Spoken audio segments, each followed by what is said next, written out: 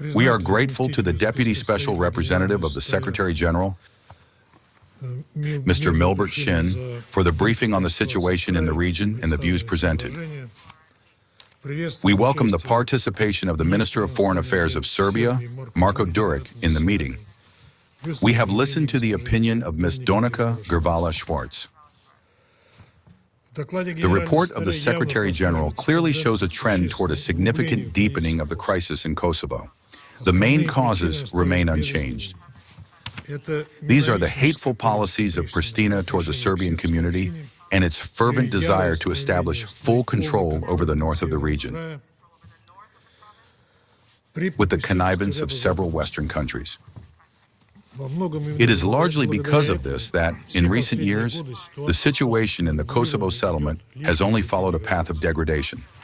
We will cite just a few examples from the reporting period.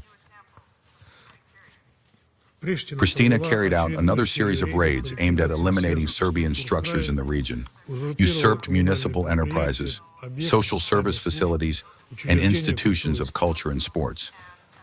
Kosovo security forces freely drive armored vehicles through the northern municipalities, committing lawlessness and intimidating the local population. There are signs of preparations to seize educational institutions and hospitals. The mass expulsion of Serbs from social housing in northern Kosovo has continued. In line with plans to expropriate Serbian churches and monasteries, there are attempts to create their own Orthodox church. The erosion of the borders of the compact areas of Serbian residents in the north of the region has accelerated. A goal has been set to encourage the ethnic expansion of Kosovo Albanians in order to deprive the Serb-populated municipality of its autonomy. Without the consent of the Serbs, 2 new crossings were built across the Ibar River. The plans of the Pristina regime include officially declaring Kosovo Serbs as foreigners. As a result, people who have lived for centuries on their own land, where the graves of many generations of their ancestors lie, will have to apply for documents granting temporary residence. In addition, a requirement has been announced to replace Serbian vehicle license plates with plates bearing the symbols of the so-called Republic of Kosovo. Through such lawlessness, Pristina seeks to force the Serbs to obtain local pseudo-citizenship. An attempt was made, under a false pretext, to prevent the leading party of Kosovo Serbs, Serbian List, from participating in the municipal elections on October 12th.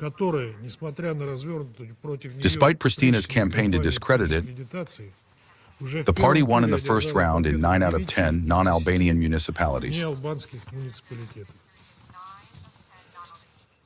We consider the main task to be ensuring the unhindered transfer of power to the lawfully elected representatives, and not to those whom the Kosovo authorities are trying to replace them with.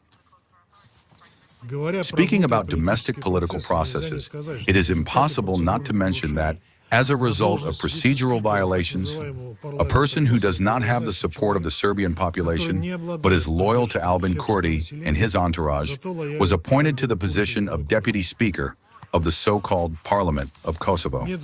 There has been no progress in Pristina's fulfillment of its key commitment, the creation of the Community of Serbian Municipalities, which was set down in writing under the guarantees of the European Union in 2013. Brussels, in this matter as well, continues to demonstrate to the entire world its ineffectiveness in foreign policy affairs. There has also been no progress in the investigation of the beating of the UN mission in Kosovo, staff member Mikhail Krasnoshchekov, on May 28, 2019, nor have any explanations been received regarding the illegitimate designation of mission employee Andrei Antonov as persona non grata on December 31, 2021. However, instead of properly influencing the lawlessness on the part of Pristina, Western capitals continue to indulge their protégés in their desire to impose a solution to the Kosovo problem on their own terms, bypassing international law and ignoring the legitimate rights and interests of the Serbs living there. Pristina is being assisted in building its own army.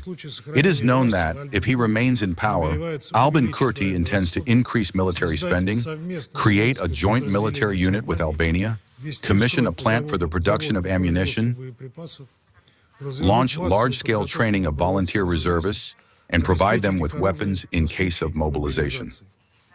The threat that such plans pose to security in the region is obvious, and all the above-described developments are taking place in defiance of UN Security Council Resolution 1244, which serves as the foundation for the Kosovo settlement.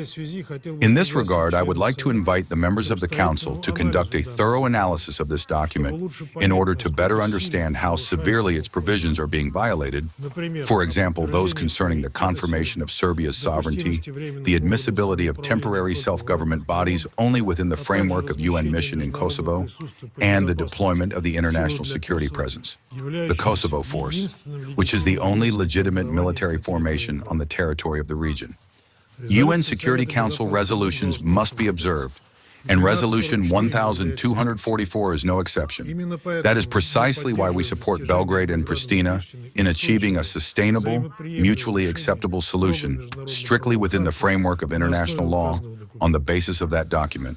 Today, under no circumstances should the international community's attention to the Kosovo issue be weakened.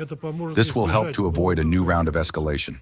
That is exactly why we are categorically opposed to reducing the frequency and changing the format of UN Security Council meetings, as well as to decreasing the budgetary and personnel capacity of UN mission in Kosovo.